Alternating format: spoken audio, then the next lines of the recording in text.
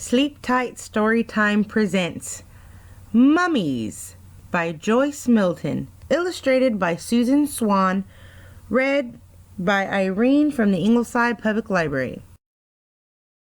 In Egypt, giant pyramids rise above the sand. Who built them and why? The pyramids were built thousands of years ago by great kings. The kings were called pharaohs. It took 100,000 workers 20 years to build the biggest pyramid, but no pharaoh ever lived in a pyramid. How could he? There are no windows and no doors. That's because a pyramid is a tomb. After a pharaoh died, his body was put inside it. Like all Egyptians, the pharaoh believed in life after death. His spirit would live on in the land of the dead. Life there would be just like life on earth, only better. In the land of the dead, the pharaoh could do all the things he loved: ride, hunt, and fish. He could even have parties. But to enjoy life after death, the pharaoh still needed his body. So his body was made into a mummy. A mummy is a body that has been dried out like a raisin. It will not rot away. King Khufu was the pharaoh who built the biggest pyramid of all. On the day Khufu died, his family was with him. So were priests. Soon after, a boat took Khufu's body across the Nile River.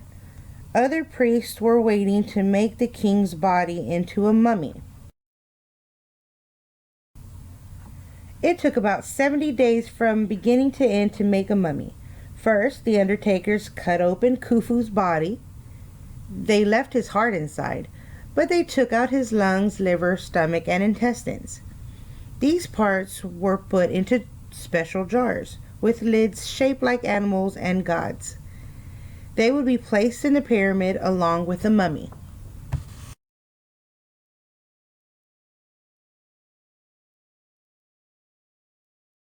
Next, the body was packed in natron. Natron is the salt. After many weeks in natron, Khufu's body was all dried out. Now the body weighed much less than it had before. The skin was like leather, hard and tight. The undertakers then tore fine white cloth into long strips. They wrapped the strips around the mummy from head to toe. Priests in masks watched the work. They said prayers over the body. They placed magic charms and jewels between the strips of cloth. After the mummy was all wrapped, the undertakers covered it with a sticky sap from trees. Once the sap dried, the mummy was as hard as a statue. At last, it was time for Khufu's funeral. His mummy was put in a fancy coffin, and that coffin was put in another fancy coffin. Then Khufu's mummy was placed on a sled and dragged to his pyramid. A long parade followed. Priests said prayers. Women tore their clothes and cried out loud. Deep inside the pyramid, a hallway led to a small room. There, the priest said one last prayer for the mummy. The prayer was called the opening of the mouth. Now Khufu would be able to speak and eat again. Other rooms in the pyramid were filled with fancy furniture and jewels. The treasures were for Khufu to enjoy in the afterlife. When all was in place, the hallway was plunged with blocks and stone. The workers left by a secret passage. Then the passage was filled with rocks and walled over. All this was done to keep Khufu's mummy and his treasure safe.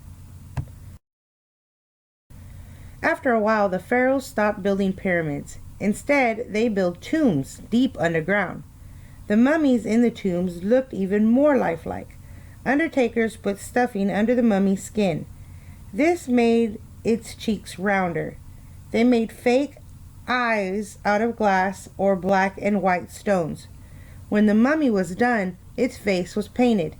Some mummies had fake eyebrows made of real hair. In the beginning, only kings, queens, and very important people were made into mummies. But as time went on, more and more people wanted their bodies prepared for the next world. Some people had their pets made into mummies too. One man had 2 animals put in his tomb with him, his dog and his pet baboon. There were mummies made of other animals too, like bulls and snakes and even crocodiles. These were to honor gods and goddesses who looked like the animals. The god Thoth had the head of a bird. The bird was an ibis. So ibis mummies were made. One goddess looked like a cat. There were temples in her honor filled with thousands of cat mummies. Once a mummy was buried, it was supposed to be safe. But was it? No. People robbed the tombs. They wanted the treasure. Some robbers even came to steal the mummies. Many people thought mummies had magic powers. Travelers came from far away to find them. They ground up the mummies and sold mummy medicine. They thought eating mummy powder would make them strong. Instead, it usually made them sick. Some travelers brought mummies home with them. They unwrapped the mummies to see what they looked like. They even sold tickets to people who wanted to watch. Today, scientists study mummies. They want to learn all they can about them. This mummy is kept at a hospital in Boston. Its name is Patty Hersheff.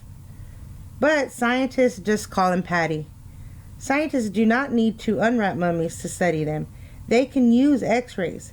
X-rays can show what diseases people had long ago. Scientists and explorers have been searching for mummies for hundreds of years.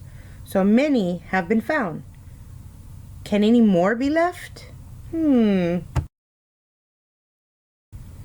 Yes. Not long ago, scientists found a huge underground tomb. It was filled with mummies. Why was the tomb so big? It belonged to the children of a pharaoh. His name was Ramesses the Great. You say it like this, Ramesses. Ramesses had more than 100 children. Who knows? Under the rock and sand, there may be more mummies waiting to be found. The end. Good night and sleep tight.